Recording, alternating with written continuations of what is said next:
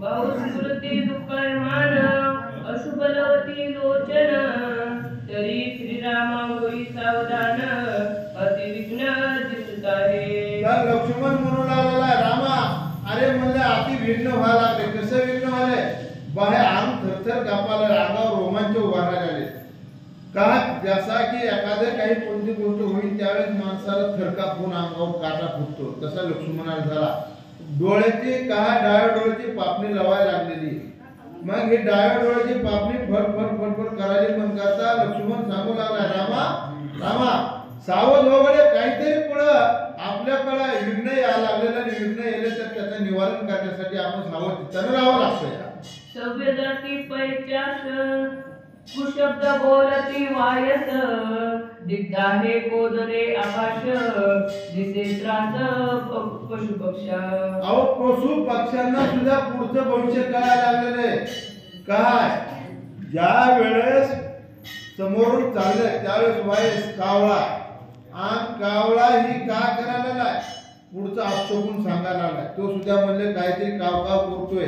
पुन्हा काय म्हणले हौस पक्षी या हौस पक्षी म्हणले का उजवीकडून डावीकडे चालला म्हणले ती सुद्धा आपसून डावीकडून उजवीकडे जाण्यापेक्षा काय म्हणले डावीकडून कुठे चालला उजवीकडून डावीकडे चालला असा बाहेर व्हायला लागलेला रामाला हाकोट लक्ष्मण सांगत आहे की आपल्याला आपसून व्हायलंय रामा आपण सावध चित्तेने राहावं लागतं. या ऐसे देखून या चिन्ह दोघे झाले सावधान पुढे करावया गमन तव दुर्धर विघ्न ओढले.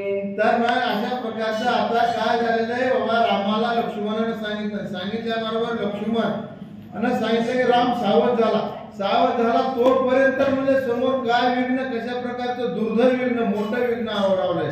मग आता मोठं विघ्न कोणतं ओढावं लागलंय? कोण राक्षस आलाय का कोण आले का काय आले ही सांगायला आली पुढे पुढली होईल. श्री गणेशाय नमः श्री माता पिताय नमः श्री रामचंद्राय नमः श्री राम लक्ष्मणा सन्मुख वनी झाली महाहाक तेने दुमदुमिले होती लोक वनी मनोप गदगदिले.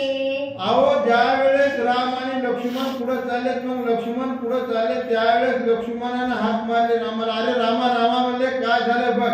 तर इतका आवाज काढल्याबरोबर का गिरी कंदर डोंगरातले झाडं झुडप ही सुद्धा थरकाप झाला. ऋषी मुनींच्या कानावर आवाज आला. अरे म्हणले लक्ष्मण आणि राम का हाका मारायला तिथून नकाला का बोलाले काय गजबज झाली काय त्यांचे विघ्न ओढावलं काय मन करता ह्याला सुद्धा काय थरकप झाला आणि ते सुद्धा गजबजून काय बोलू लागलेले. तर श्वापते आक्रोशे आरडती एक दीर्घ स्वरे गर्जती एक मूर्छा गदपडती वृक्ष उन्मळती समोरी.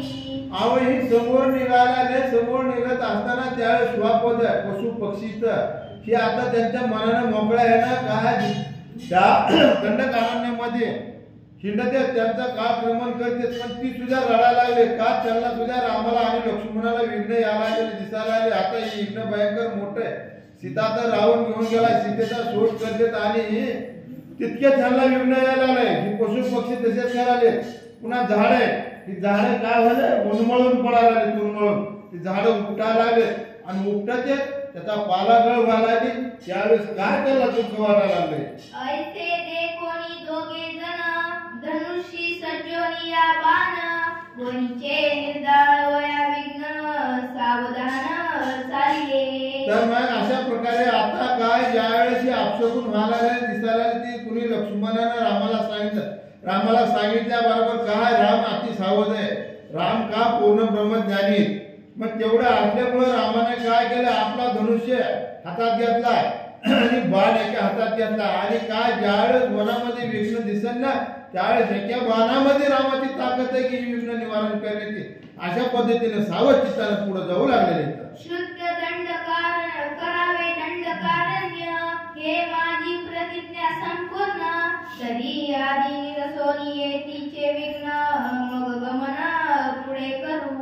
तर मग अशा प्रकारे रामाने काय सांगितलं की बाबा ह्या दंडकारण्यामध्ये काय हा दैत्य कुळाचा रहिवास होता आणि दैत्य कुळाचं जनस्थान होतं. त्या जनस्थानामध्ये काय पाप वाहलेलं होतं ह्यांच्या ऋषी मुनी तिथे राहत होती. त्या ऋषी मुनींना काय झालेलं होतं, स्व मोकळ्या मनानं त्याला काय तपश्चर्या करता येत नव्हती, तपश्चर्या करता ती ध्यान धावन करता येत नव्हतं. मन करता ती काय होतं, पापाचे हे भिवून वागत होते.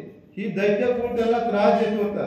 आणि ती रामाने प्रतिज्ञा केली की बाबा ह्या जी काय दंडकारण्यामध्ये जे हा राक्षसांचा रहिवासी आहे, राक्षसांचा जे ठिकाण आहे ती समजा बेमूळ करायचं आणि दंडकारण्य काय पुण्यमय पावन भूमी करायची. केवढं रामाने हिंदू धर्म आता तर तीच म्हणले आता जरी कोणाचं काही आलं, इथं कोण दैत्य आला, कोणी काय विघ्न जरी आलं, इथं कसं जरी असेल तर ही समजा निरसन करायचं, विघ्न इथं पळवून लावायचं आणि दंडकारण्य काय पावन करायचं आणि मगच पुढे जायचं. असा हा रामाने विषय मनात धरून जाऊ लागलेला आहे. ऐसे बोलूनी श्रीरमणात विघ्न निरसावया चालिला थेट, तव राक्षस अत्यद्भुत त्या वनात देखिला. तर मग अशा प्रकारचा रामाने काय मनाला निश्चय केला की दंडकारण्याने हे दंडकारण्य आपल्याला कसं करायचंय, मुक्त करायचंय पापातून. आणि पापातून मुक्त करायचं म्हणून हे भाषा बोललेलं ऐकलं आणि तेवढं बोलणं बोलून राम पुढे जाऊ लागले. मग पुढे जातेच पण त्यावेळेस एक मोठा भयंकर दुर्धर राक्षस त्यांना समोर दिसला रामाला. आणि रामाला दुर्धर राक्षस दिसल्याच्या नंतर राम काय करते झाले त्याला, संकट मस्तकी नाही शिर, आकाश प्राय दीर्घ शरीर, उदरोदरी मुख क्रूर, दाडात्युर्ग करार. अहो आता ते राक्षस कशा पद्धतीचा आहे त्या राक्षसाचं वर्णन सांगितलंय यापूर्वी की म्हणले त्याला मस्तक तर नाही म्हणले, मस्तक हा तर म्हणले मस्तकाला काहीच नाही म्हणले, दाढा विक्राळत म्हणले. त्याचं कबंद म्हणजे कबंद हा मुंडक्यापासून खाल्लं कुठपर्यंत हा कमरेपर्यंतचा जी भाग आहे एवढाच भाग आहे त्या राक्षसाचा. आणि त्याच भागाला काय तोंड आहे आणि त्या तोंडाला म्हणले काय दात, अकरा विक्राळ त्याचे आपल्या बैल नांगराचे फाळ होते पहिले लोकांना तसे त्यांचे दात आहेत ह्या दैत्याचे. म्हणून असे हा ओळीना स्पष्ट त्या कोण राक्षस आहे त्या राक्षसाच्या वर्णनाचं रूप सांगा लागले. जगदगीत दोन्ही नयन, अति क्रोधी निमग्न आणि तळवटी भग्न चरण, बैसले स्थान सोडिना. आवती ज्या एका जागेवर बसलाय त्याचे काय दात वाईट तसे चालले, मुंडक तर नाही म्हणले त्याला, पण म्हणले काय कबंदाला म्हणले नुसत्या शरीराला म्हणले छातीला तोंड आणि तिथं दात आणि तिथं दात असून म्हणले काय म्हणले डोळे लाल जर इंगळासारखेच म्हणले तसे. तो म्हणले तिथून नुसता डोळे वाटावरून बघतोय या, तो कोणत्याच गोष्टीचं काही करीत नाही. पण म्हणले काय म्हणले निस्ता म्हणले विस्तवासारखा डोळ्याचा लाल जर रागीटपणा त्याचा दिसायला लागलेला आहे. श्री गणेशाय नमः, श्री माता पिताय नमः, श्री रामचंद्राय नमः.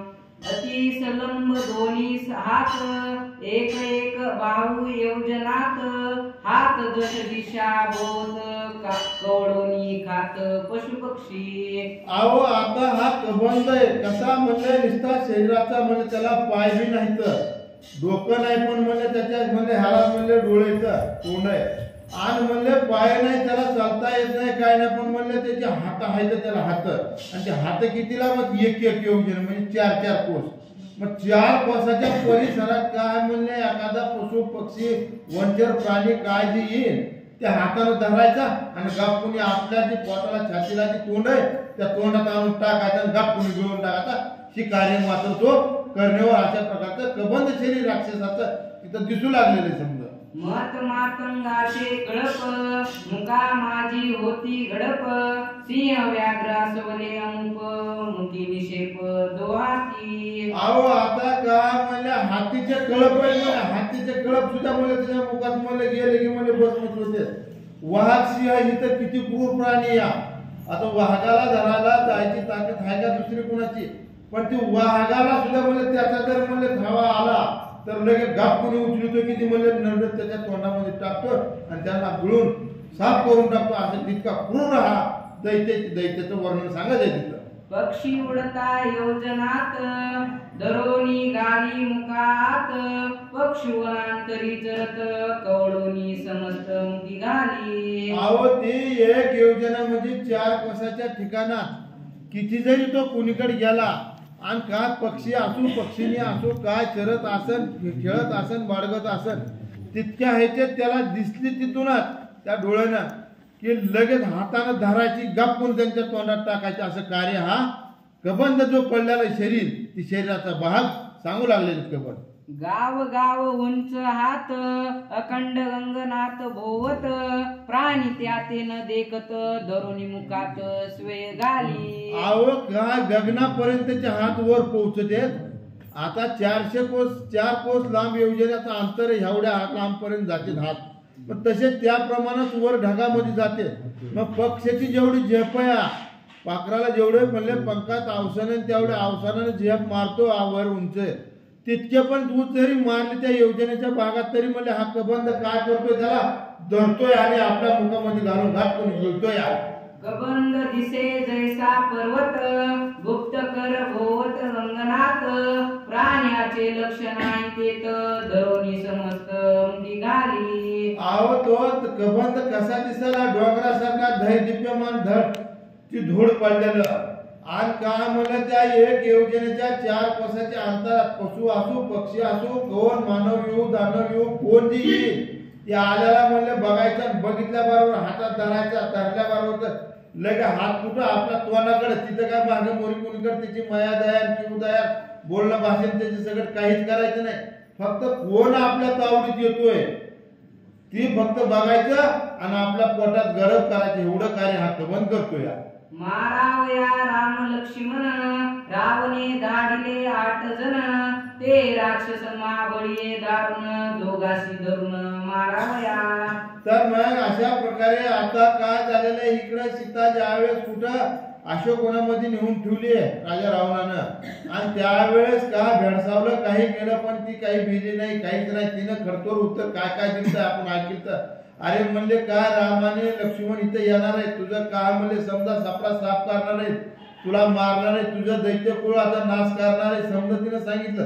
त्यावेळेस राग आला म्हणून त्या रागाच्या भरात त्यानं 8 दैत्य कसे लावले होते की सीतेला मारण्यासाठी वनात लावले होते. त्याच्यातले ही 2 दैत्य आता कशा प्रकारचे 2 माणसं मारण्यासाठी 8 जण लावले. तर मग 8 जणात कोण ह्याचा नंबर लागतो सांगते ना पुढं.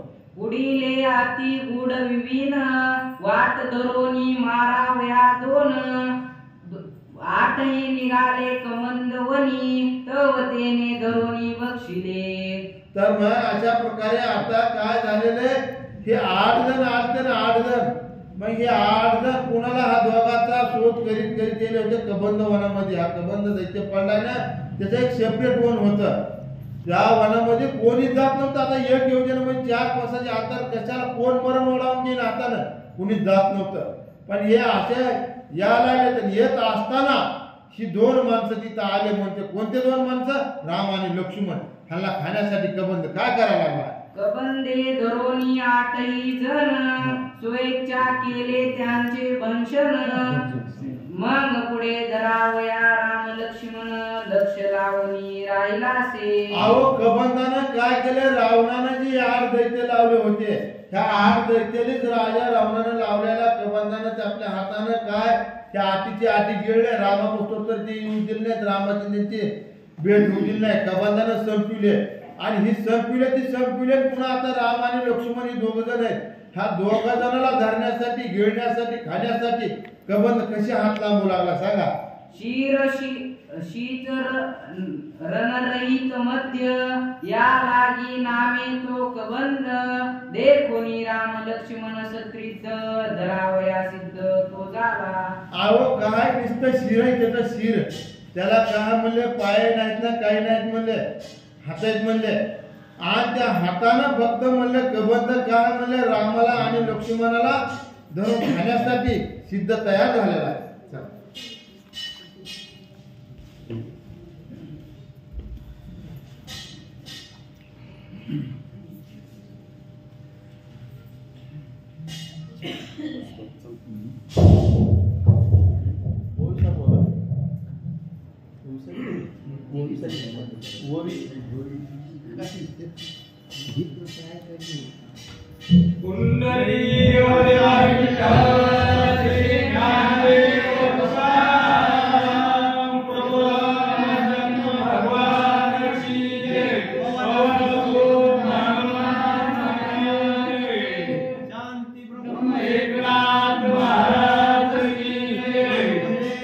भगवान श्री गणेशाय नमः, श्री पांडुरंगाय नमः, श्री प्रभु रामचंद्राय नमः। त्या दोघाते लक्षोनी कबंदे दोन्ही बाहो पसरोनी, दोही हाती धरले दोन्ही आवरोनी निजाबळे। लोकाभिरामं रणरंगधीरं, राजेवनेत्रं रघुवंशनाथं, कारुण्यरूपं करुणाकरन्दं, श्रीरामचंद्रं शरणं प्रपद्ये। आता जैसा आहे श्री तैसिया, नमो तुझा श्रीरामराया, तुझे कृपे रघुवर्या, तुते वदवया सामर्थ्य कथेचा अनुसंधान ग्रंथ करते श्री संत एकनाथ महाराज या ठिकाणी सांगतायत। कबंध नावाचा राक्षस आहे आणि तो असणारा राक्षस भयंकर होता आणि राम लक्ष्मणाला पकडण्यासाठी त्यांना आपले हात लांबवलेले होते असं सांगतात। त्यांचे करावया भक्षण कबंध वडी रघुनंदन लक्ष्मण, तर श्रीराम बोले नानो प्रमाण, गे कोणी आपण सांशक। आणि कबंधानं राम आणि लक्ष्मणाला धरला आणि ओढून भक्षण करण्याचा प्रयत्न केला महाराज, पण राम आणि लक्ष्मण तिळा एवढे सुद्धा त्या कबंधाला ओढता आले नाही। अहो भगवंत आहे, जगामध्ये सर्व सामर्थ्य बलवान राम आहे, ब्रह्मा विष्णू शिव ज्याची आज्ञा वंदन करताय असा तो राम आहे आणि त्या रामाला ही राक्षस ओढण्याचा प्रयत्न करतोय, पण रामचंद्र आणि लक्ष्मण हल्ले नाही त्या जागेवरचे असं सांगतात। माझा कबंधाची निजा शक्ती, आता दोन्ही मानसे ना वळवती, तरी याचे काही धुरंधर शक्ती, याची कोवरती पुसपा।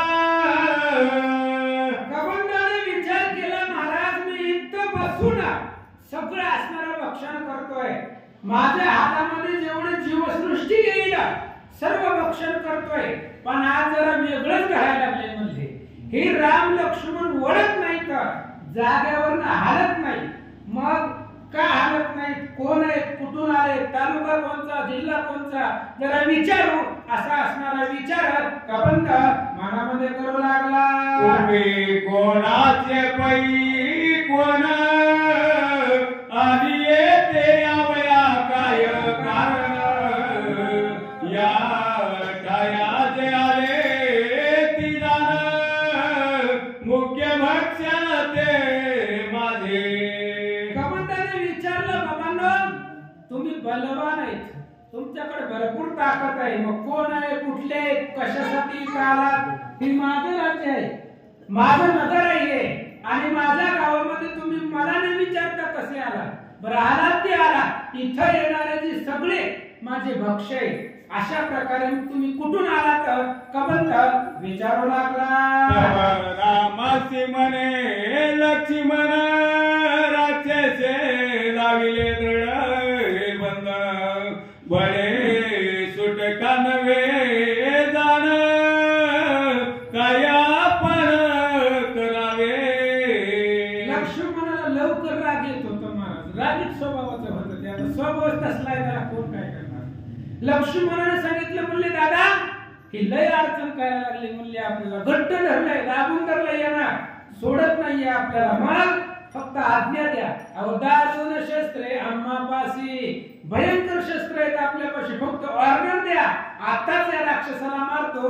लक्ष्मणजी बोलू लागले, राम माने लागल्या बंधन, तरी आपण सोडवावे, आपण दोजाची करी जो असं जाण, ही नदी न तो नपुसक।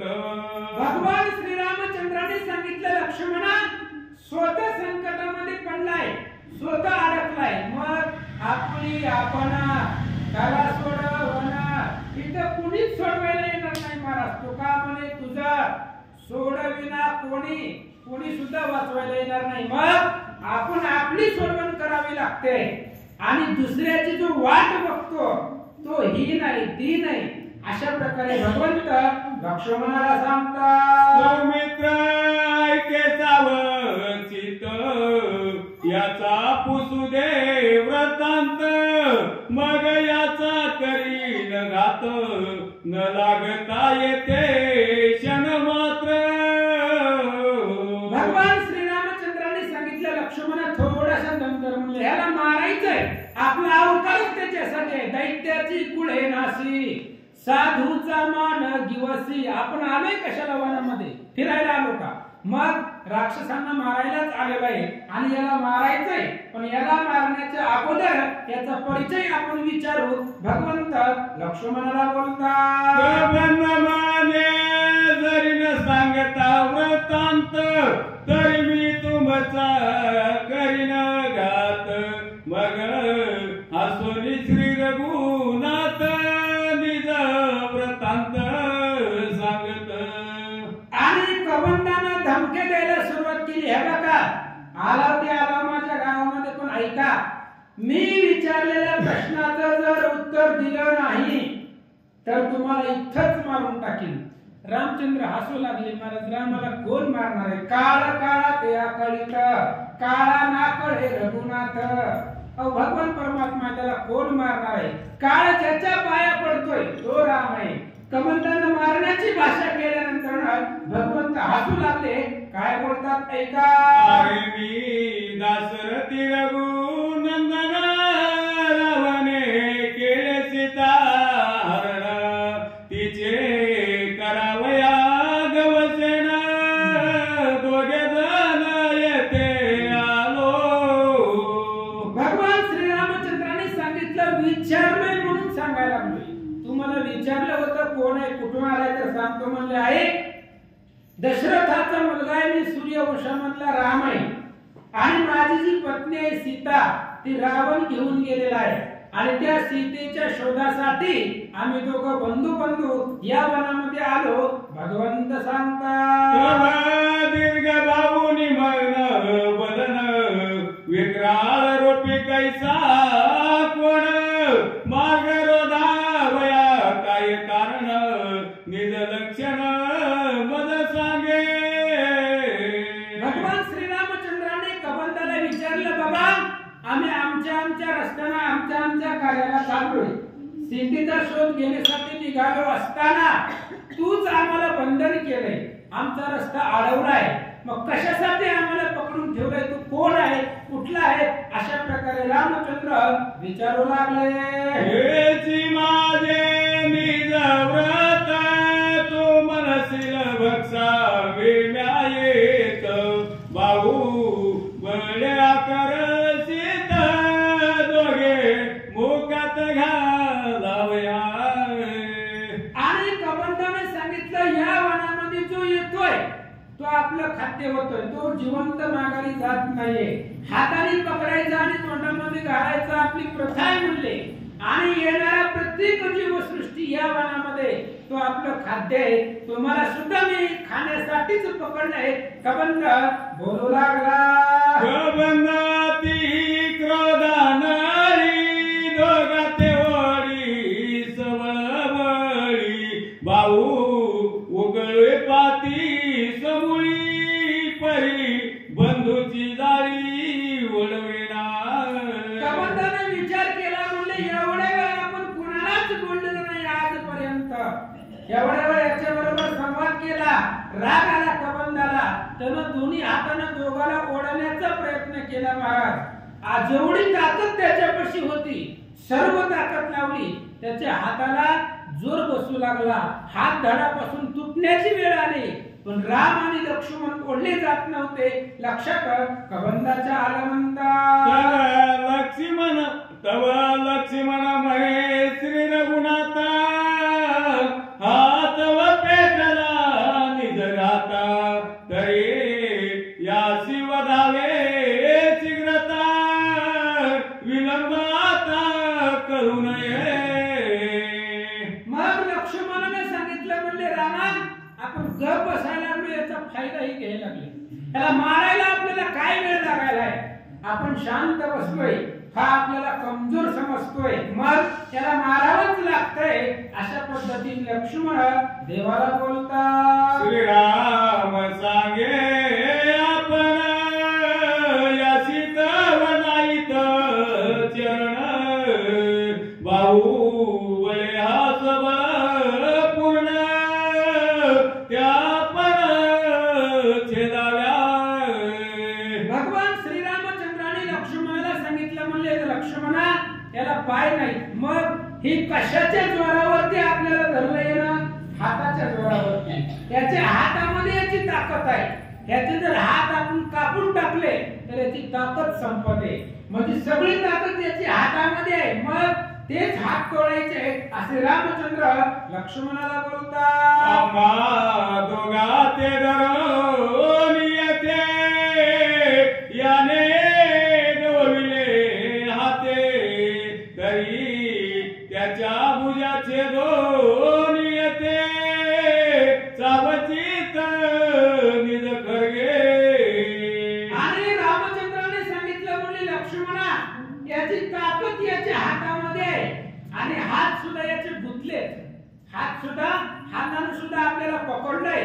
मग याच्या बरोबर दुसरी ताकद कुठलीच नाहीये. मग ज्या हातानं त्यानं आपल्याला पकडलंय ते दोन्ही हात आपण आपल्या तलवारीनं छेदून टाकू असं भगवंत बोलतात. गर्ग काढून या सावचित श्रीरामेचे दिला दक्षिण हस्त आणि लक्ष्मणे त्याची क्षणात वामहस्त छेदिला. आणि रामचंद्राने सांगितल्या बरोबर रामचंद्राने तलवार काढली. लक्ष्मण नाही त्या ठिकाणी खड्ग हातामध्ये घेतला. त्या कबंधाचा उजवा हात भगवान श्रीरामचंद्राने तोडला, कापून टाकला आणि डावा हात लक्ष्मणाने तोडून टाकला असं सांगतात. भुजा छेदिल्या माथवर तव वाती रुधिराचे पुर राक्षसाती आक्रंदे त्वर त्याने चराचर दुमदुमले. भयंकर राक्षस होता महाराज, दुर्धर होता. मगाशी सांगितलं गेलं रावणानं पाठवलेली 8 हेनं खाऊन टाकली होती. दुर्धर अशा प्रकारच्या दीर्घ शरीराचा तो कबंध होता. ज्यावेळेस रामचंद्र लक्ष्मणाने हात तोडले त्यावेळेस त्याच्या हातामधून रक्त वाहू लागलं. अभयंकर अशा प्रकारची आरोळी राक्षसानं दिली आणि त्याच्या आरोळीनं चराचर दुमदुमून गेला असं सांगतात. नाद कोंदला अंतराळी नाद कोंदला सप्त पाताळी नादे पक्षी स्वापदे आंदोळी बैसली काळी दिग्गजा. आणि तो असणारा कबंध एवढा त्या ठिकाणी बलवान होता महाराज. हात तोडल्यानंतर त्यानं भयंकर आरोळी दिली तर त्याची असणारी आरोळी आकाशामध्ये गेली आणि खाली सप्त पाताळ आहेत. आतळ सुतळ तळातळ महातळ रसातळ पाताळ नाही त्या ठिकाणी अशा प्रकारची 7 पाताळापर्यंत त्याचा आवाज ओरडण्याचा गेला. जे पक्षी होते सगळे असणारे पक्षी घाबरले असं सांगतात. राक्षस कंपाय मान तुम्ही दोघे काय राम लक्ष्मण केले माझ्या भुजांचे छेदन आणि काशी जाण न तुटती. ज्यावेळेस त्या कबंधाचे हात तोडले त्यावेळेस कबंधाच्या लक्षामध्ये आलं महाराज राम लक्ष्मणाशिवाय दुसरंही कोणाचंच काम नाहीये. राम लक्ष्मणच आपल्या हाताचा छेद करू शकताय. म्हणून कबंधाने विचारलं बाबांनो तुम्ही राम लक्ष्मण आहेत का? आणि राम लक्ष्मण असाल तरच या माझ्या हाताचं छेदन करू शकलात असं कबंध बोलू लागला. तर माझ्या भुजा जाना लक्ष्मणाने श्रीराम लक्ष्मण आणि का न करावे छेदन मूर्छा पण दे कोणी. कबंधाने सांगितलं बाबांनो माझे जे भुजा छेदण्याचं काम आहे आता जे भुजा आहे ह्या भुजा लवकर लक्षात येत नाही, तर्क करावा जात नाहीये. तुम्ही माझ्या भुजा छेदल्या याचा अर्थ तुम्ही राम लक्ष्मण आहे आणि या दोघांशिवाय हे तिसऱ्याला काम जमत नव्हतं असं राक्षस बोलू लागला. आणि कान कळे माझी गोष्टी आणि मज देखता दृष्टी मूळच्या पन्न पडती सृष्टी ते उठाउटी मी बक्षी. कबंदानं विचार सांगितलं मला बघितल्याबरोबर बालकीचं कुणी इथं राहतच नाहीये या वनामध्ये. माझं दीर्घ शरीर पाहिल्यानंतर चक्कर येऊन पडते आणि पडलेल्यांना मग मी रक्षण करतोय. तुम्ही निशंक आले निधडे आले तिला एवढी सुद्धा तुमच्या मनामध्ये भीती नाहीये असं राक्षस बोलू लागला. माझ्या भुजांचे बळ संपूर्ण वडितान ओढती दोघे जण आणि बळे भाऊचे केले छेदन तरी राम लक्ष्मण तुम्ही दोघे. कबंदानं सांगितलं माझे जे हात आहे ते भयंकर दीर्घ हात आहे. हे हाताने मी तुम्हाला ओढण्याचा खूप प्रयत्न केला पण तुम्ही जागेवरून हल्ले नाही. म्हणजे माझ्या हातापेक्षा जास्त बळ तुमच्याकडे आहे आणि तुम्ही माझ्या हाताचं छेदन केलंय म्हणजे राम लक्ष्मण तुम्ही आहेत असं तो कबंद भगवंताला बोलू लागला. तुमचा गाव लागता देख दुःख ना सोनी वाटे सुख श्रीराम सौमित्र तुम्ही आवश्यक आलोली कनिज शक्ती. कबंदाने सांगितलं महाराज ज्या वेळेस तुम्ही माझे हात तोडले त्यावेळेस मला आनंद झाला. कसं काय हात तोडल्यावर दुःख व्हायला पाहिजे ना. मग मला आनंद झाला. आनंद याचा झाला महाराज ही जी काय राक्षसाचा देह आहे त्या राक्षसाच्या देहामधून माझी मुक्तता होणार आहे आणि दिव्य देह मला प्राप्त होणार आहे. रामचंद्राच्या हातामधून मरण म्हणजे जन्म आणि मरण माझं संपलं. अक्षय स्थान मला मिळणार आहे याचा आनंद मला झाला असं तो कबंद भगवंताला सांगू लागला. ऐकोनी राक्षस वचन सौमित्र सांगे आपण आम्ही दोघे श्रीराम लक्ष्मण सीता गवचन करू आलो. आणि कबंदाचा प्रश्न ऐकल्यानंतर लक्ष्मणाने सांगितलं बाबा मीच लक्ष्मण आहे आणि हा राम आहे. सीता रावणाने नेले आणि सीतेच्या शुद्धीसाठी आम्ही इथपर्यंत आलो तर असा असणारा तो लक्ष्मण कबंदाला बोलू लागला.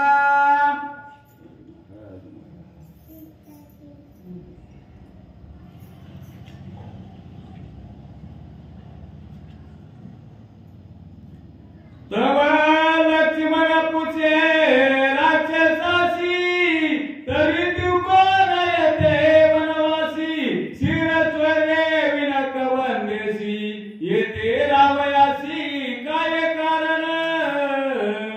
लक्ष्मणाने त्या कबंदाला विचारलं बाबा तू कोण आहे. तुला त्या ठिकाणी पाय नाहीत मुंडको नाही फक्त मध्य भाग आहे. कबंद असणारा फक्त मधला भाग आहे आणि मग तू या वनामध्ये कसं काय आला ही दीर्घ शरीर तुला कसं मिळालं असं सविस्तर वृत्तांत सांगत लक्ष्मण महाराज बोलू लागले. प्रचंड चरणे वीण येते कैसे आगमन आणि उदरी दिशे क्रूर वदन दीर्घदर्शन विक्राल.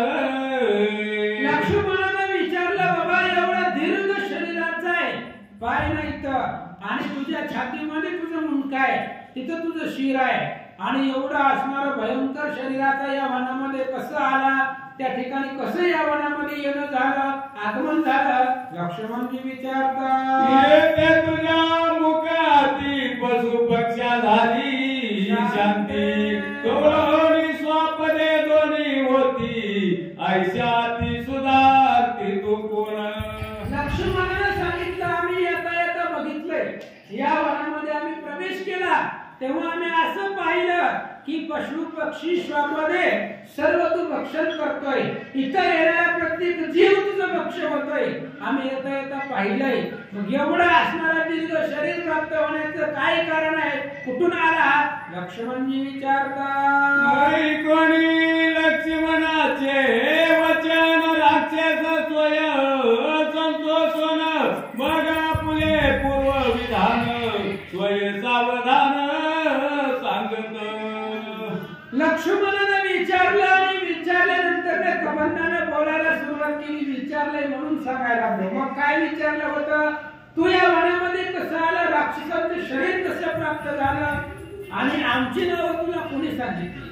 अशा पद्धतीचा प्रश्न विचारल्यानंतर कबंध आपल्या पूर्वजन्माची कथा सांगू लागला. ऐका प्रिय पत्नी दित्यादित्यानी धनी जे का रूप श्री समानी हे माझी जननी श्रीरामा.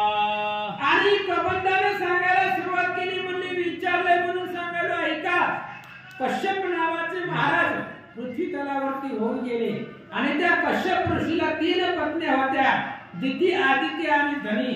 तर ती असणारी जी काही 3ऱ्या नंबरची पत्नी धनी, ते असणाऱ्या धनुचा मी असणारा कबंध आहे, ती माझी आई आहे. असा असणारा कबंध भगवंताला बोलू लागला. ऐकोणी लक्ष्मणाचे वचन राक्षस स्वय संतोषन मग आपुले पूर्व विधान स्वय सावधान सांगत. अशा प्रकारे रामचंद्राचा प्रश्न विचारला. ऐकल्यानंतर कबंध आपलं जे काही पूर्वजन्माचा कथा आहे ते असणारे भगवंताला सांगू लागला. तरी त्या धनुची पुत्र प्रिय पूर्ण या लागी माते म्हणती धनु रूपे मदन मोनू सबळे पूर्ण बळवंत. आणि त्या असणाऱ्या कबंधाने सांगायला सुरुवात केलं. कश्यपाची पत्नी धनु आणि त्या धनुचा मी मुलगा आहे. माझं स्वरूप एवढं सुंदर होतं, मदन सुद्धा माझ्या पुढे फिका पडेल एवढं असणारं कोमट स्वरूप माझं होतं. असं असणारा तो राक्षस सांगू लागला. यवन संपत्ती आगीच्या बळाची उद्धती नाना वरद विकट व्रती ऋषी वनांती भेडसावी. त्याने सांगितलं मला जगामध्ये अतिशय सुंदर होतो आणि सुंदरपणाचा अभिमान मला होता आणि सुंदर असल्यामुळं मग मी माझ्याकडे ताकदही भरपूर होती. मग ताकद असल्यामुळं महाराज लोकांना त्रास देत होतो. वनामध्ये जे ऋषी असणारे होते त्या ऋषींना मी भीती दाखवत होतो. असं तो कबंध सांगू लागला. श्रीरामा ऋषी शिवनी वेची तावन फळासी मी अधोमुख भेड सावी त्यासी तवतेने क्रोधावेसी चापिले. आणि मग स्थूळशिरा नावाचे महाराज वनामध्ये त्या ठिकाणी फिरत होते, फळ आणण्यासाठी आलेले होते. त्यावेळेस त्या असणाऱ्या ऋषीला भीती दाखवली. दीर्घ अशा प्रकारे त्या ठिकाणी भीती दाखवल्यानंतर ऋषीने मला शाप दिला.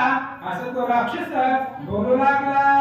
विक्राळ मुख योजन कर चरण रहित स्थूळ शरीर उदरा माझी निमग्न शिर कोशी आदर राक्षस. आणि त्या असणाऱ्या स्थूळशिरा नावाच्या ऋषींनी शाप दिला. लोकांना त्रास देतो म्हणले, घाबरवतो, भीती दाखवतो, आजपासून सगळे लोक तुला घाबरतील. एवढा असणाऱ्या दीर्घ शरीराचा तुला पाय नसणार आहे आणि मुंडकही नसेल. अशा प्रकारचा त्या ठिकाणी भयंकर राक्षस होऊन पडशील असा शाप त्या महाराजांनी दिला. असं तो राक्षस बोलू लागला. विक्राळ मुख योजन कर चरण रहित स्थूळ शरीर उदरा माझी निमग्न शिर कोशी आदर राक्षस. मग त्याचे धरून चरण उशाप मागितला पण करिता सीता गवेचन राम लक्ष्मण वना येती. आणि भयंकर शाप दिला मला त्या ऋषींनी. शाप ऐकल्यानंतर घाबरले. आणि घाबरल्यावर मी त्या असणाऱ्या महाराजाच्या पाया पडलो. त्यावेळेस त्या ऋषींनी मला उशाप दिला. कारण का एकदा का आमच्या मुखामधून शब्द बाहेर पडला तो शब्द बदलता येत नाही, ते घडणारच. पण याच्यामधून मुक्तीसाठी एक उपाय सांगतो. राम आणि लक्ष्मण सीतेचा शोध करत करत या वनामध्ये येतील. आल्यानंतर न पुढं त्याशी तू धरिता भक्षणार्थी ते दोन्ही भाऊ चेरिती, तेव्हा तू पावसी उदार गती, ऐशी वरदोक्ती ऋषी बदला. आणि त्या असणाऱ्या ऋषींनी सांगितलं महाराज राम लक्ष्मण इथं आल्यानंतर ना त्या राम लक्ष्मणाला तू धरायचं. तू त्यांना धरल्यानंतर ना राम आणि लक्ष्मण तुझे हात तोडतील. ज्यावेळेस तुझ्या भुजेचा छेद होईल तेव्हा तुझा राक्षसाच्या शरीरामधून उद्धार होईल. असं स्थूळ शिरा नावाच्या ऋषी त्या ठिकाणी सांगू लागले. एक माझी उदती देवी सांगे तुम्हा प्रती, माझा तुझ्याला प्रजापती तपोनुव्रती संतोषोनी. आणि कबंधाने सांगितलं मी एवढंच केलं नाही, महाराज लोकांना तर त्रास दिला, पण अजून एक उद्धटपणा मी केलाय. काय केलं हो? तप केलं होतं. आणि त्या तपाच्या सामर्थ्यावरती ब्रह्मदेव मला प्रसन्न झाले. त्यावेळेस काय झालं? तपे प्रसन्न केला विधाता, ब्रह्म शाप निवारी म्हणता, द्युल शापिन चले सामर्थ्यता, मने न्यून तरोसी भासित. आणि मी असणारा तपाच्या बळावरती ब्रह्मदेवाला प्रसन्न केला. आणि ब्रह्मदेवाला सांगितलं म्हणले देवा ही जी मला शाप मिळालाय ही शापापासून माझी मुक्तता आताच करायची. त्यावेळेस ब्रह्मदेवाने सांगितलं बाबा ऋषीच्या मुखामधून जे शब्द बाहेर पडले त्याला आम्ही सुद्धा काहीच करू शकत नाही. ऋषीच्या शब्दापुढे आमचंही काही चालत नाहीये. म्हणून बोलीला वाल्मिका तैसेच करीना. अहो ऋषी बोलल्याप्रमाणे भगवंत वागले. त्यामुळे ऋषीच्या शब्दाबाहेर आम्हाला जाता येत नाहीये असं ब्रह्मदेव कबंधाला बोलू लागला.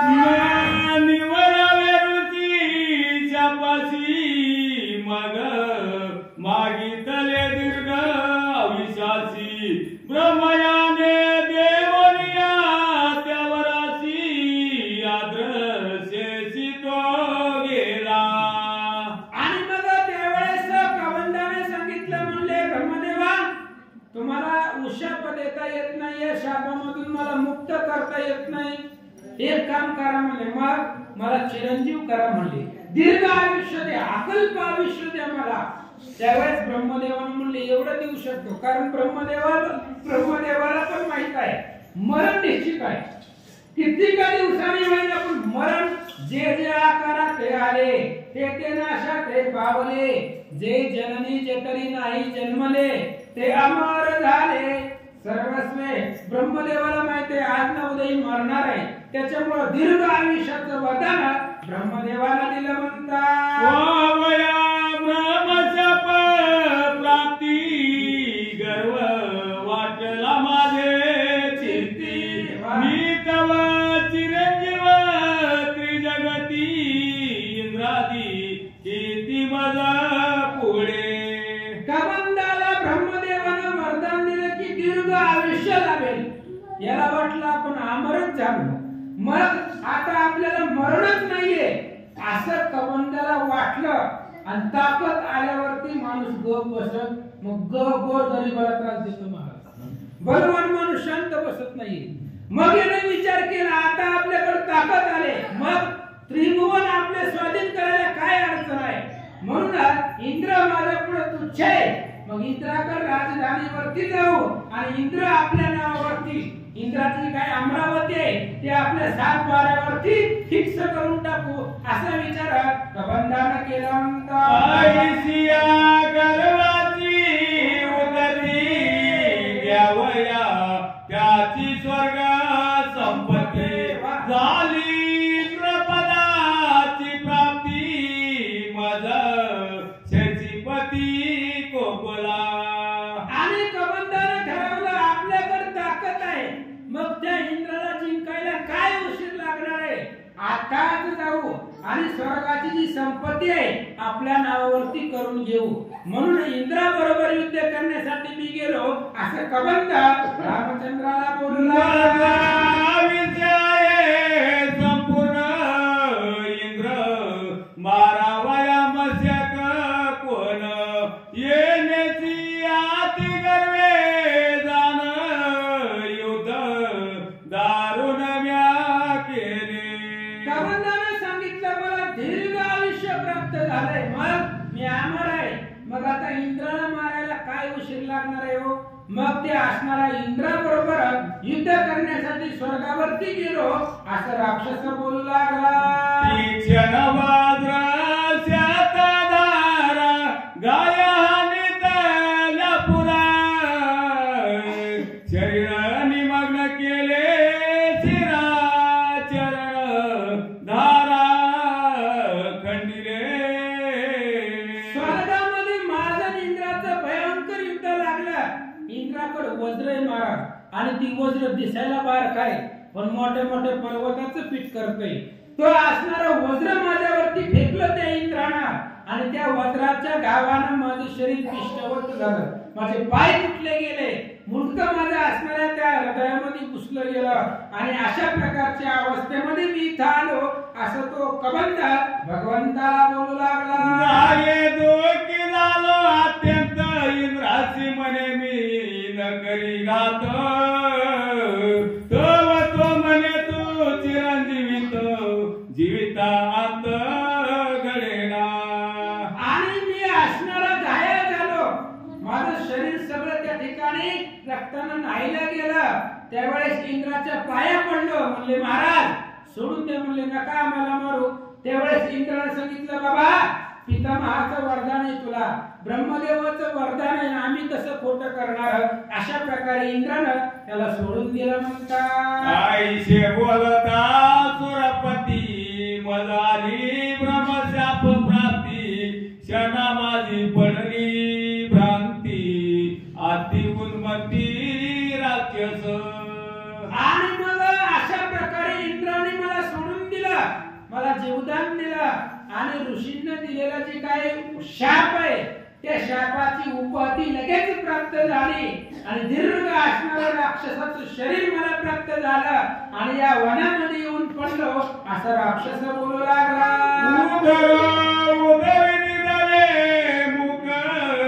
अति विक्राळ आणि विकट दोन्ही हात एक अति आघात आणि वार. आणि त्या असणाऱ्या ब्रह्मशापानं त्या ऋषीच्या शापानं माझी अवस्था अशी झाली, उदरामध्ये त्या ठिकाणी असणारं तोंड दिलं, तेही भयंकर पर्वताच्या घरीसारखं एवढं असणारं तोंड उदरामध्ये छातीमध्ये दिलं गेलं, आणि 4-4 किलोमीटर माझा एक हात होता. एवढं भयंकर दीर्घ बाहू मला त्या ठिकाणी प्राप्त झाल्या असं तो कबंद बोलू लागला. जे जे सापडे हातात पशु पक्षी प्राणी नित्य बक्षित तरी सुदेशी नाही अंत समिताती दुखी. आणि त्या हाताने एवढे दिसल त्याला मी भक्षण करू लागलो. जे जे माझ्या हाताला सापडेल 4 किलोमीटरच्या परिसरामध्ये सगळं इथं मी त्या ठिकाणी भक्षण करत होतो, तरी माझं पोट भरत नव्हतं असं बोलू लागला.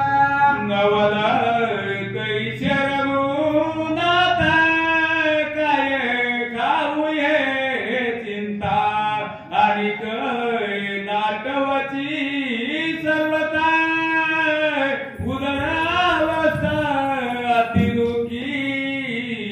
कबंदाने सांगितलं रामा या वनामध्ये मी कितीही जरी खाल्लं तरी माझं पोट भरत नव्हतं, मग पोटाची चिंता आम्हाला लागली होती. पोट भरण्याची चिंता मनामध्ये होती, किती जरी भक्षण केलं तरी उदराची तृप्ती होत नव्हती. असं कबंद भगवंताला म्हणू लागला, पोटाची चिंते हाती जगाशी पडली हाती भ्रांती, हृदयी नाटवे श्री रघुपती ऐसा दुःखावर्त उदरार्थ. आणि कबंदाने सांगितलं, माझं शरीर राक्षसाचं आहे, पण मी मुळात राक्षस नाहीये, कश्यपाचा मुलगा आहे. फक्त पोटाची चिंता लागली होती महाराज, पोट माझं भरत नव्हतं. मग ही पोट भरण्याच्या नादामध्ये मी भगवंताला विसरलो. आम्हाला पोट भरण्यामध्ये देव कळा नाही गेला महाराज, फक्त पोट भरायची चिंता लागली होती, त्याच्यामुळे आम्ही भगवंताला विसरलो. आणि भगवंताला विसरणं ही मोठी भ्रांती आमच्या मनामध्ये पडली. कबंद बोलू लागला, वेदशास्त्र्याती संपन्न स्वयंमनविवी सज्ञान, तरी शिवोदर परायण इतर जनते सेवक. आणि त्या कबंदाने सांगितलं, वेदशास्त्रामध्ये असा उल्लेख आहे की मी सज्ञान आहे, मी हुशार आहे, मी ज्ञानी आहे. पण तुमच्या ज्ञानाला काय करायचंय महाराज? विष्णू विना जप व्यर्थ त्याचे ज्ञान. काय करायचे होते ज्ञानाला? रामकृष्णी मन नाही जानचे. अहो ज्याचं मन भगवंतावरती नाही त्याच्या ज्ञानाला काय करायचंय? काय थोरपणा जाळावे ते काढीला म्हणली तुकाराम महाराज असल्या ज्ञानाला. कोणत्या ज्ञानाला?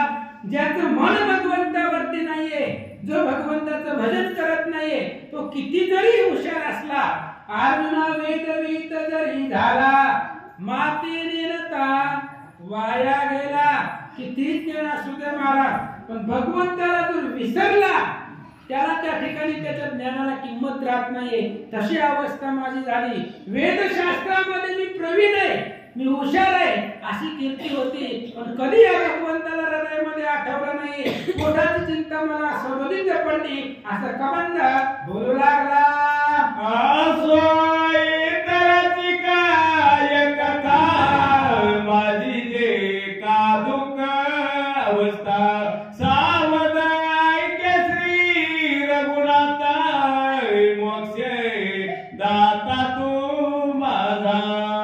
आणि कबंदाने सांगितलं, अनुभव म्हणून सांगायला लागलो. बाकीच्याचं मला माहित नाही, बाकीच्याचं सोडून द्या, पण माझं पोट भरण्यासाठी मी तुला विसरलो. आणि एकदा का देवाला विसरलं की बाकी सगळं दुःखच आहे महाराज. मग सुख काय आहे? भगवंत हेच सुख आहे. तुका म्हणे माझे हेच सर्व सुख, राम हेच सुख आहे. आणि त्या रामाला सोडलं, वेरती माईक दुःखाची जनिती. भगवंताला सोडलं की दुःख आलं आणि तुझा विसर पडला, त्याच्यामुळे दुःखाच्या आवर्तामध्ये बुडून गेलो. कबंद बोलू लागला, या देहाचे संगती अति दुःखी मी रघुपती, मूर्ती प्राय नाही गती, नित्य सर्वार्थी सर्वस्वे. आणि ते असणाऱ्या कबंदाने सांगितलं, रामा ह्या देहाची संगत आम्हाला झाली आणि देहाच्या संगतीमध्ये आलो की तुझा विसर पडला गेला. आणि तुझा विसर पडल्यामुळं हे असणाऱ्या माया जाळ्यामध्ये आम्ही अडकून गेलो. कबंद बोलू लागला, यासी नाही गमन गती, नाही अंतरी सुदमती, बाह्य क्रिया जीव गती, नित्य सर्वार्थी सर्वस्वे. कबंदाने सांगितलं, मला इथून कुठंच जाता येत नाही, मला पायच नाही, गमन आगमनाची गती माझ्याकडे नाहीये, मला इथून हालता येत नाही. मग अंतःकरणामध्ये सुद्धा माझी मती शुद्ध नव्हती. बाहेर असणाऱ्या त्या ठिकाणी बाहेरून जीवसृष्टीचा मी संहार करत होतो, जी हाताला येईल ती भक्षण करत होतो, अंतःकरण शुद्ध नव्हतं. असं कबंद बोलू लागला, मारवणी खावे जीव मात्र, नमने ब्राह्मण क्षत्रिय शूद्र, ऐसा राक्षस मी अपवित्र.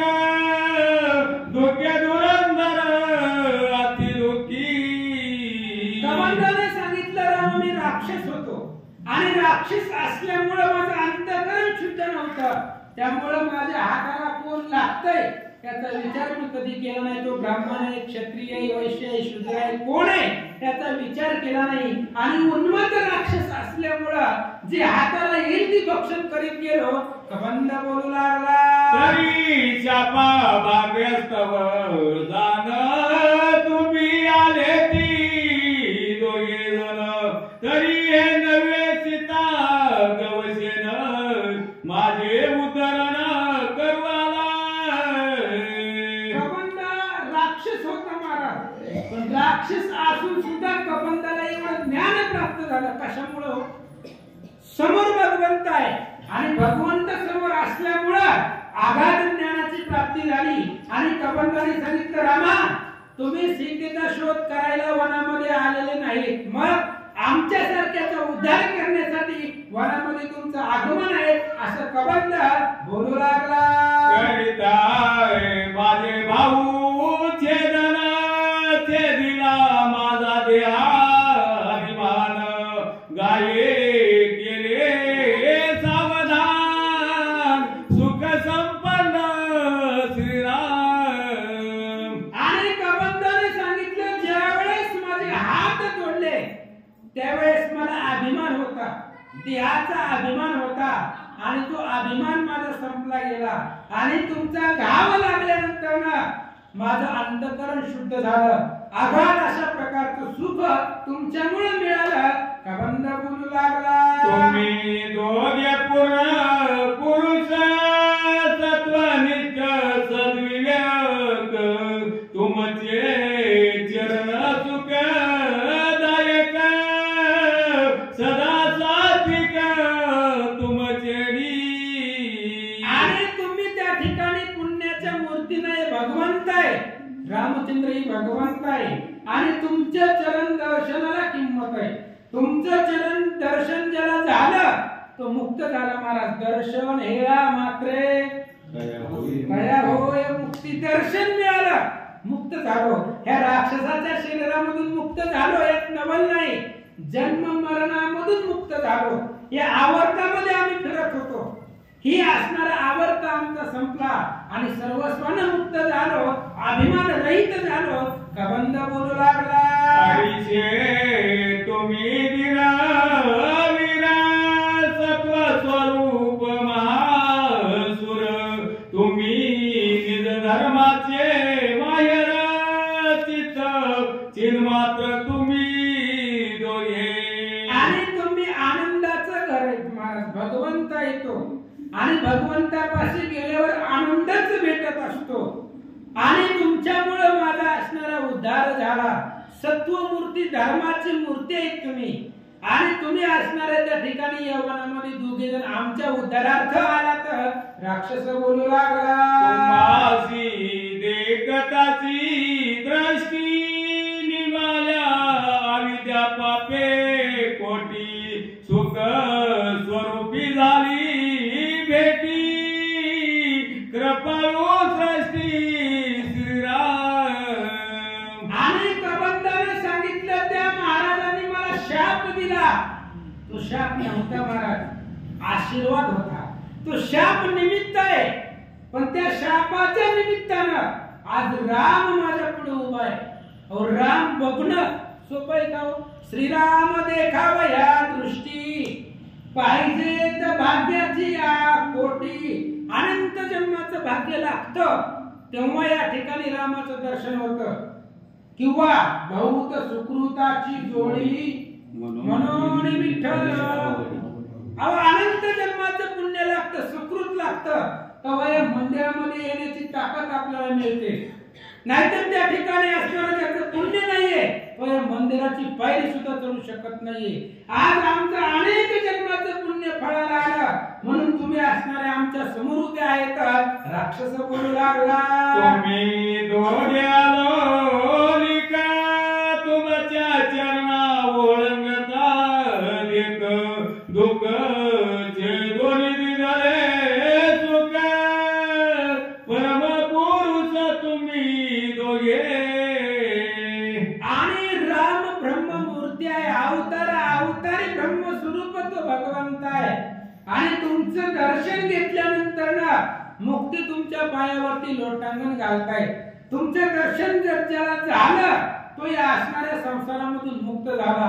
आता सुख त्याला मिळालं. तीच अवस्था आमची झाली. राक्षस बोलू लागला, पापकारी अति निंदित राक्षस योनी अधपात त्या मजा केले निर्मुक्त ब्रह्मभूत तुम्ही दोघे.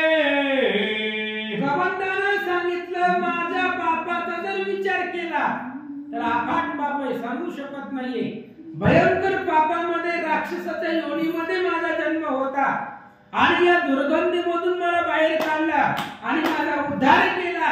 एवढे अलौकिक असणारे समर्थ पुण्य पुरुष तुम्ही आहात. राक्षस बोलू लागला, ऐसे बोलूया आपण कबंद घालिलो टांगण माझे केलिया ध्यान सांगेन संपूर्ण सीता सुधी. कबंदानं रामाला सांगितलं, रामा तुम्ही पत्नीला शोधायला चाललात ना, कुठे गेली ती रस्ता सांगतो तुम्हाला. पण माझा जो देह आहे या देहाचं दहन करायचं. देहाचं दहन केल्यानंतर ना मला आघात ज्ञान होईल आणि त्या ज्ञानाच्या बळावरती पुढचा रस्ता सांगतो असं कबंद बोलू लागला. सीता सुधी मी सांगेन ऐकोन श्रीराम वचन त्यासी पूज्य स्वय आपण अति सावधान सुद्यार्थी. आणि त्यावेळेस कबंदाने सांगितलं माझ्या शरीराचं दहन करा. दहन केल्यानंतर ना मी तुम्हाला सीता शुद्धी सांगेल. सीता कुठे आहे, कोण घेऊन गेला, सगळी माहिती सांगतो. कबंद बोलू लागला, श्रीराम पूजे कबंदासी सीता सुद्धी सांगेन मनसी कोणी नेले कोणे स्थळासी कोणे देशी ते सांगे. रामाने विचारलं, बाबा सांगायला लागलं म्हणतोय तर सांग सीता कुठे आहे, कोण सीतेला घेऊन गेलाय, कोणत्या देशामध्ये सीतेला नेलंय, कुठं असणारे त्या ठिकाणी कोणी घेऊन गेलंय.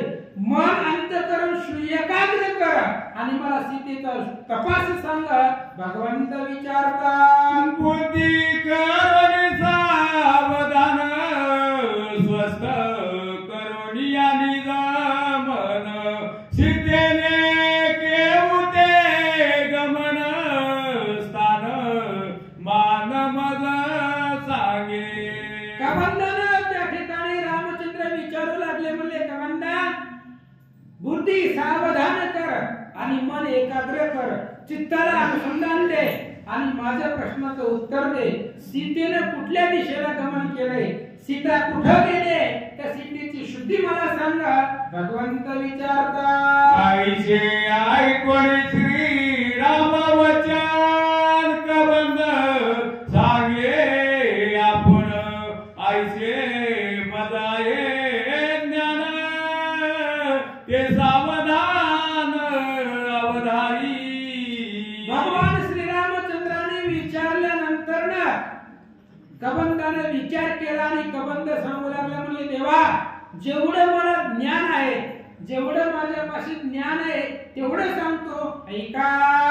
महालक्ष्मणाचे उभे करोनी कबंद सांगे गरजोनी श्रीरामाची धर्मपत्नी गेला घेऊन रावण.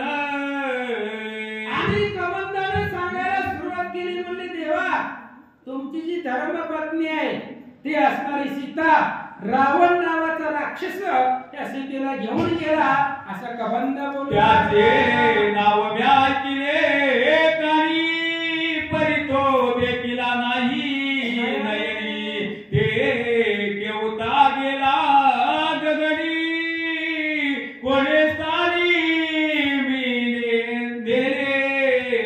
कबंदाने सांगितलं, म्हणले रामा रावण सीतेला घेऊन गेला एवढंच मला माहित आहे, पण त्या रावणाला रावणाला मी पाहिलं नाही. रावण कुठल्या दिशेने गेलाय, कुठं गेलाय हे मी पाहिलं नाहीये. फक्त रावण सीतेला घेऊन गेला एवढेच मला माहिती आहे. कबंध बोलू लागला, त्याचा वासना निवास कोणे ठाई रहिवास जनवास की वनवास ते विनिशेष जाणे पाय.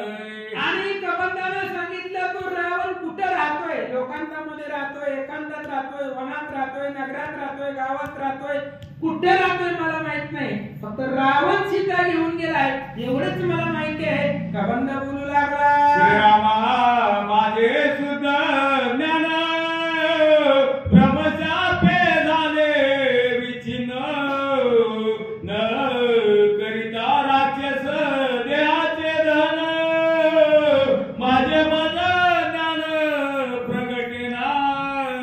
कबंधानं सांगितलं राम मला सगळं माहित आहे, मला माहित नाही अशी गोष्ट नाहीये. पण ब्रह्मा ऋषीचा शाप मला झालाय त्याच्यामुळे माझं ज्ञान लपलंय, अंतःकरणामध्ये दृढ बसलंय.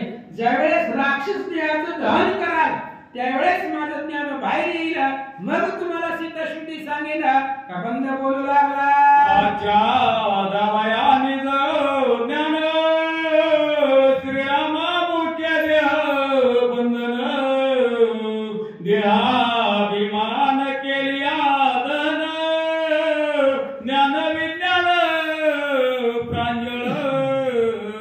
आणि कबंधानं सांगितलं रामा तुमच्या पुढे ज्ञान काय बाहेर येणार आहे. अहो भगवंत आहे, भगवंत पुढे आपलं ज्ञान किती असणार आहे. मग जोपर्यंत हा देह आहे तोपर्यंत हे गुह्य ज्ञान बाहेर येणार नाहीये.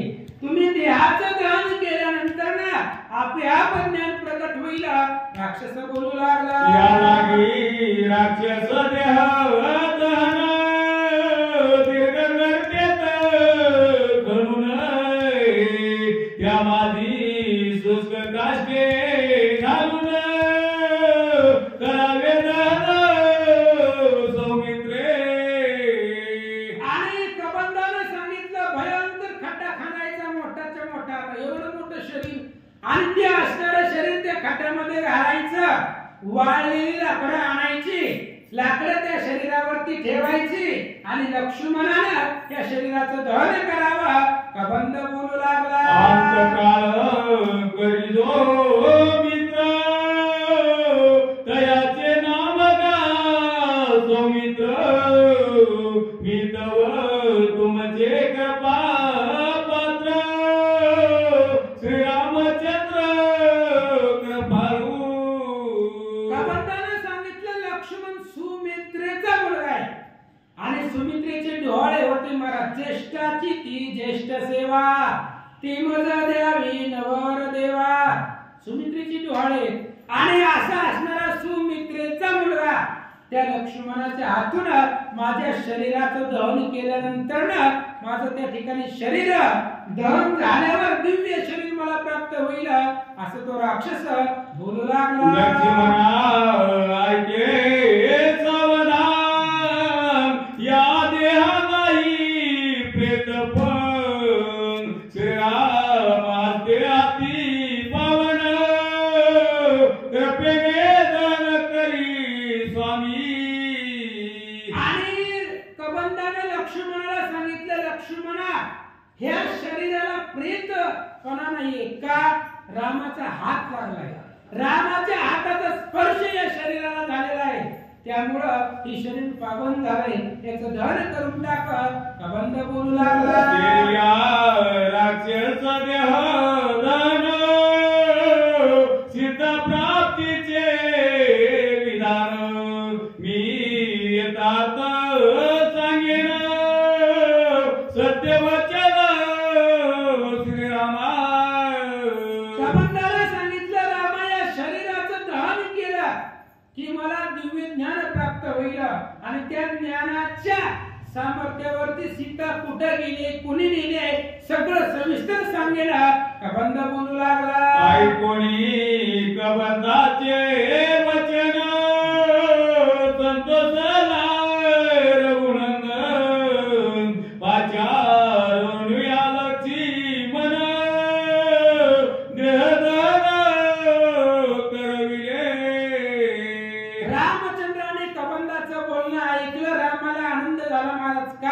सीता शुद्धी लागते, सीता कुठेही कळते. खरंच रामाला माहिती नव्हतं. राम निज ज्ञाने अति समर्थ, तोही वानराचे विचारात, अनुसरला स्वय वर्तत, अनुचरित लक्षोणी. अहो त्याला काय माहिती नाहीये, त्यालाच सगळं माहित आहे. तरी सुद्धा या असणाऱ्या राक्षसाचं ऐकलं, लक्ष्मणाला आज्ञा केली, लक्ष्मणाच्या हाताकरवी त्या राक्षसाचं दहन केलं. असं सांगतात, कबंदाचे देह दहन तिथे माझी करता जाण, तो निंदे देह त्यागुण झाला पण दिव्यव्रती. लक्ष्मणाने त्या शरीराचं दहन केलं, राक्षसाचं शरीर जाळून टाकलं आणि दिव्य असा असणारा देह त्याला त्या ठिकाणी प्राप्त झाला. असं सांगतात, दिव्यांबर परिधान अनर्घ्य भूषण दिव्य चंदन, मंदार पारिजात सनातन, माळा परिधान मगमगित. दिव्य अशा प्रकारचा देह त्या असणाऱ्या अग्नीमधून त्या ठिकाणी बाहेर आला. जागोजागी चंदन लावलेले होते, फुलांचे सुवास त्या असणाऱ्या शरीरामधून बाहेर येत होते. असं दिव्य स्वरूप त्या कबंधाला प्राप्त झालं. असं सांगतात, राक्षस देहासी धनुदानव उल्हासेसी, श्रीरामा तुझी कृपा ऐसी, निवेशागासी सुखी केले. आणि राक्षसाच्या देहाचं दहन केलं. धनुचा असणारा त्या ठिकाणी तो मुलगा होता दानव, दिव्य देह त्याला प्राप्त झाला. आणि त्याने सांगितलं, भगवंता निमिषामध्ये हे असणाऱ्या अनंत जन्मामधून माझी मुक्तता केली. असं सांगू लागला, तुझे देखील चरण चरणा शरण साविजप साविजप.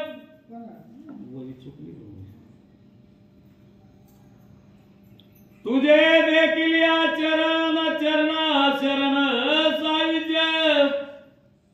तेवढीच होईल, दोन तुकडे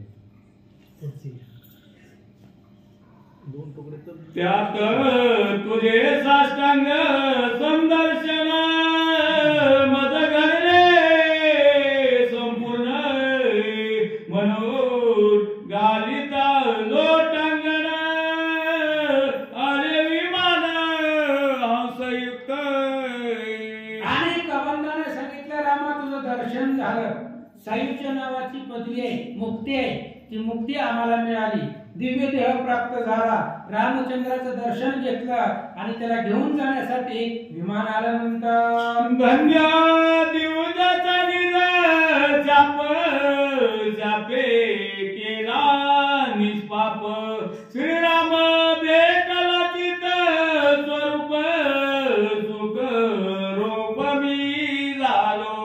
आणि कबंधानं सांगायला सुरुवात केली की त्या असणाऱ्या ऋषीने शाप दिला. तो शाप नाहीये, मग माझ्यासाठी आशीर्वाद आहे. त्या शाप निमित्त होता, पण त्या शापामुळं मला आज रामाचं दर्शन होतंय आणि रामाच्या दर्शनाने मी पावन झालो. असं तो कबंध स्वतःशी बोलू लागला, सुख रूप चराचर सुखे भरले सागर, कबंदासी उच्चात्वर, श्रीराम चंद्र संतुष्टला. आणि अथांग अशा प्रकारचं सुख कबंधाला झालं. आपला असणारा राक्षसाच्या देहामधून उद्धार झाला. भगवान श्रीरामचंद्रला सुद्धा संतोष वाटला. म्हणतात, कबंदाती उल्हासवरी बैसला संयुक्त विमानी, सीता प्राप्तीचे विधानी, स्वय गरजोनी सांगत. आणि मग कबंधाला दिव्य अशा प्रकारचा देह प्राप्त झाल्यानंतर त्याला ज्ञान प्राप्त झालं. आणि मग सीता कुठे, सीता शुद्धी तो असणारा भगवंताला कबंध सांगू लागला, कबंदा बैसोनी विमानी, श्रीरामा सांगे कळवळोनी, सीता सुमीचे विधानी.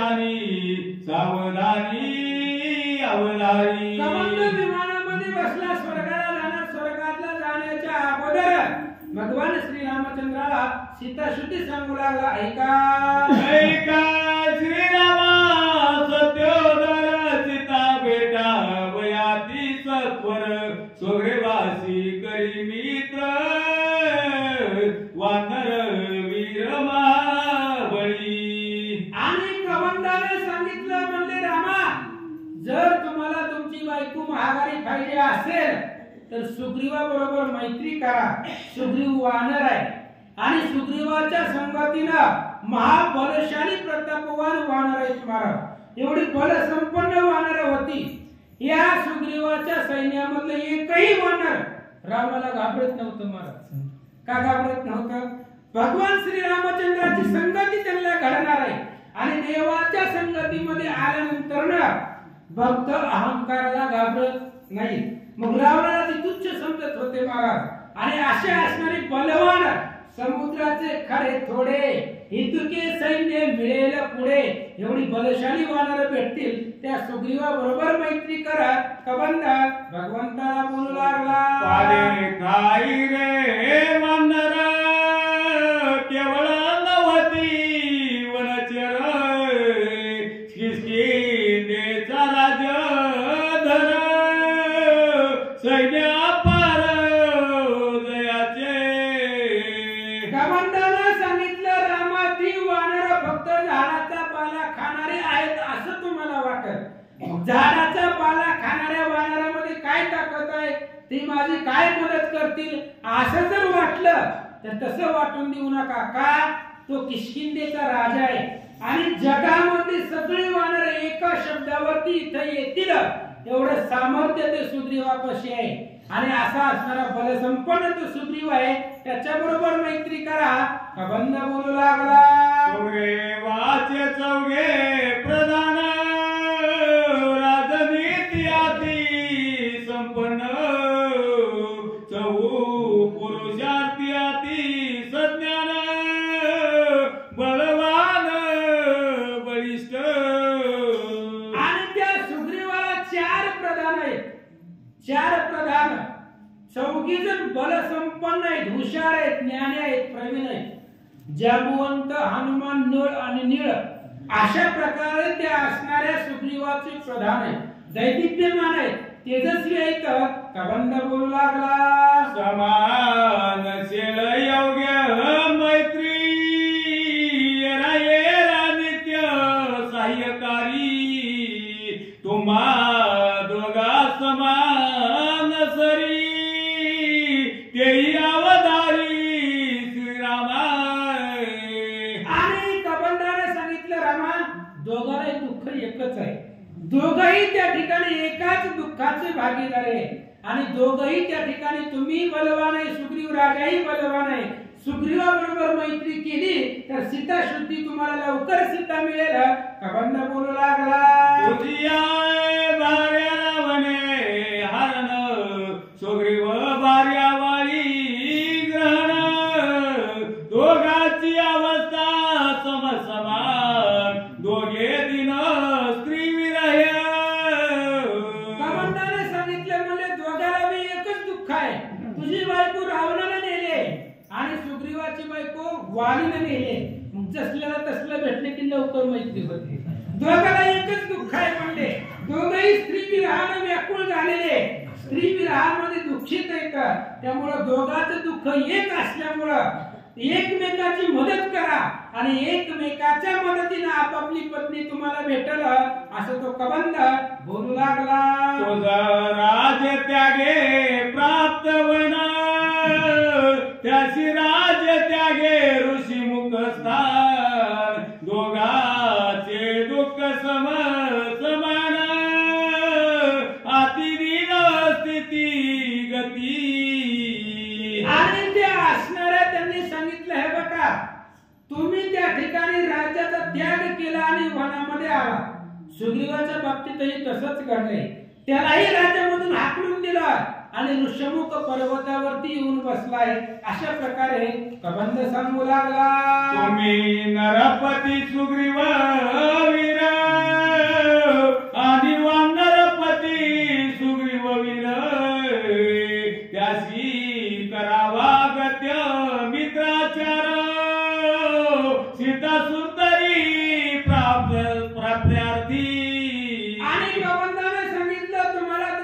पत्नी लवकर मिळवायची असेल तर तुम्ही नरांचे पती आहे, नरामध्ये असणारे त्या ठिकाणी तुम्ही राजे आहे आणि वानरांचा राजा सुग्रीव आहे. सुग्रीवाबरोबर जर मैत्री केली तर सीता शुद्धी लवकर मिळेल. कबंध बोलू लागला, हे तव मानले श्रीरामा वचन, केवी ते सुग्रीवाचे स्नान, कोणे मार्गे करावे गमन, श्री रघुनंदन पुसतसे. आणि कबंधाने सांगितलं की सुग्रीवाबरोबर मैत्री करा. त्यावेळेस रामाने विचारलं, बाबा ही सुग्रीव कुठं राहतोय? त्या सुग्रीवाच्या नगरीमध्ये जाण्याचा रस्ता कोणता आहे, कोणत्या दिशेला त्याचं स्थान आहे, अशा प्रकारचा प्रश्न भगवंत विचारू लागले. कबंध सांगे श्रीरामा प्रती, येण्याची मार्गे श्री रघुपती, पंपा सरोवराची आख्याती, अति विश्रांती तापसा श्रीराम राम आणि राम. त्या कबंधाने सांगितलं, जम्बूद्वीपाची दक्षिण कोणी, किष्किंधासे राजधानी, सुग्रीव राज चूडामणी, तये स्थानी नंदत. इथून थोड्याशा अंतरावरती गेल्यावर पंपा नावाचं एक सरोवर आहे आणि त्या सरोवराच्या थोड्याशा अंतरावरती ऋषमुख पर्वत आहे, तिथं राजा सुग्रीव मिळेल असं कबंध बोलू लागला. कलिया पंप्याचे दर्शन, दुःखी होती सुख संपन्न, ते त्या वानराचे स्थान, स्वानंदे पूर्ण क्रीडती श्रीराम राम राम. इथून थोड्याशा अंतरावरती पंपा नावाचं सरोवर आहे आणि तिथं गेल्यानंतर ना तिथं सुग्रीवाचं स्थान आहे. वानर त्या ठिकाणी राहत आहे. दुःख माणूस जरी तिथं गेला तरी अफाट सुख त्याला मिळेल एवढं रमणीय ते स्थान आहे.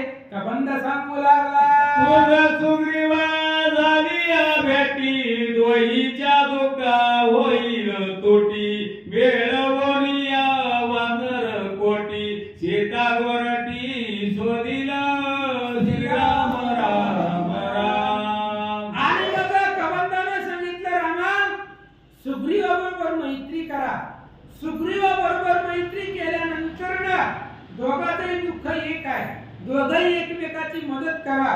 सुग्रीवाकडे वानर संपत्ती आहे. एका सेकंदाच्या क्षण निमिषाच्या अगोदर वानर संपत्ती गोळा करेल आणि कुठं जरी सीता असेल तरी शुद्धी घेऊन आणण्याचं सामर्थ्य सुग्रीवाकडे आहे. राक्षस बोलू लागला, वानर धाडो नियम बळी, त्रलोकी घेतील घालोळी, ठाई घालोनी जनक बाळी, वानर तत्काळी येतील श्रीराम राम राम. आणि त्याला सांगितलं, म्हणजे रामा एवढी बलवान वानर आहे, जगामध्ये त्रिभुवनामध्ये धांडोळे घेतील, त्रिभुवनाचा शोध घेतील, स्वर्ग वैकुंठामध्ये जातील, सप्त पाताळामध्ये जातील आणि सीता जिथं असेल तिथून सीता शुद्धी घेऊन येतील असं कबंध बोलू लागला. सीता विरहे तू आपण, दिवसवीची गिरी कंदरे वन, तिची शुद्धी वानर गण, न लागता चरण आणि ती श्रीराम राम राम. आणि कबंधाने सांगितलं, रामा तुम्ही पायाने चालणार आहेत, कुठून कुठपर्यंत जाणार, कुठे कुठे सीतेला ओळखणार, कसं गिरी कंदरामधून पर्वतदऱ्यामधून जाणार, तुम्हाला ते शक्य नाही. मग वानर आकाश मार्गाने गमन आहे, वानर श्रीखंडामध्ये कुठेही जाऊ शकतात. त्यामुळे वानरा बरोबर मैत्री करा आणि वानरा बरोबर मैत्री केल्यानंतर ना तुम्हाला सीता प्राप्त होईल असं कबंध बोलू लागला. स्त्री विषयीचे सुबुध, वाळीवा सुग्रीवा महाद्वंद, सासा मासा करिता युद्ध, विरावून माद वाटीवर. आणि स्त्रीमुळं स्त्रीच्या असणाऱ्या निमित्तानं वाली सुग्रीव यांच्यामध्ये 6 महिन्याला एकदा भांडण होतं. कारण सुग्रीवाची पत्नी सुग्रीवाला मिळवायची होती, पण वाली पुढे सुग्रीवाचं काही चालत नव्हतं. त्यामुळे सुग्रीव अपेक्षा सोडत नव्हता पत्नी आपली आणि आपली पत्नी सोडवण्याच्या प्रयत्नामध्ये 6 महिन्याला दोघांमध्ये भयंकर युद्ध होतं असं सांगू लागला. तुझेनी हाते वाळी मरण ये मजाये ज्ञान पूर्ण शीघ्र जाऊन या आपण वाळी निर्दळन करावे. आणि त्या असणाऱ्या कबंधाने सांगितलं राम मला माहिती आहे की तुमच्या हातून वाली मरणार आहे कारण मला दिव्य ज्ञान प्रकट झाले आणि दिव्य ज्ञानामुळे मला भविष्याचं चिन्ह दिसतंय. मला माहिती आहे तुमच्याच हातून वालीला मरण आहे त्यामुळे वालीला मारा. सुग्रीवाची पत्नी सोडवली की तुमची पत्नी मिळेल. कबंध बोलू लागला. दोघाच्या युद्ध संधीसी ठाकोरी जावे त्वरेसी रणी निर्दावया वालीसी सुख सुग्रीवासी स्वानंदे. आता या दोघांचे जे काही युद्ध आहे त्या युद्धाची वेळ झाली. 6 महिन्यातून एकदा युद्ध होत आहे. ते युद्ध 1-2 दिवसामध्ये होणार आहे. त्याच्या आधी तुम्ही तिथं जावा आणि त्याच्या बरोबर मैत्री करा. वालीला मारा. कबंध बोलू लागला. जे वालीचे निर्दळन त्याची सुग्रीवा मित्रत्व पूर्ण त्याने तो पावसील कल्याण सत्यवचन श्रीरामा.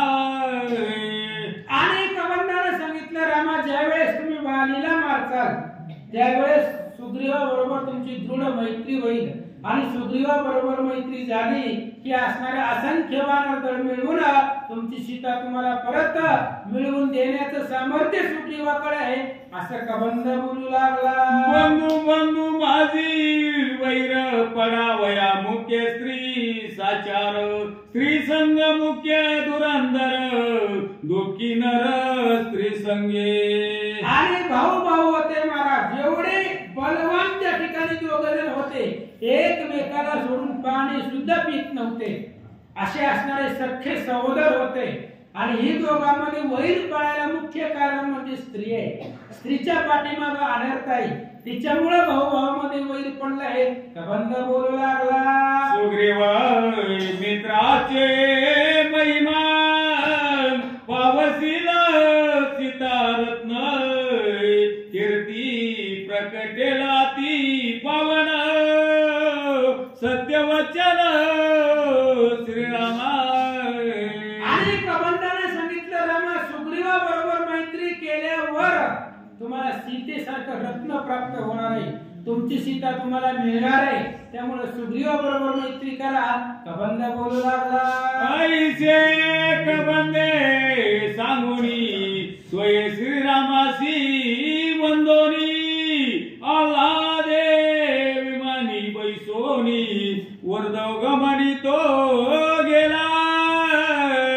कबंधाला जेवढं माहिती होतं जेवढं कळत होतं जेवढं त्याच्याकडे ज्ञानाची परिसीमा होती तेवढं सगळं कबंधाने सांगितलं. परत एकदा भगवंताला मनापासून साष्टांग दंडवत घातला. विमानामध्ये बसला निघून गेला.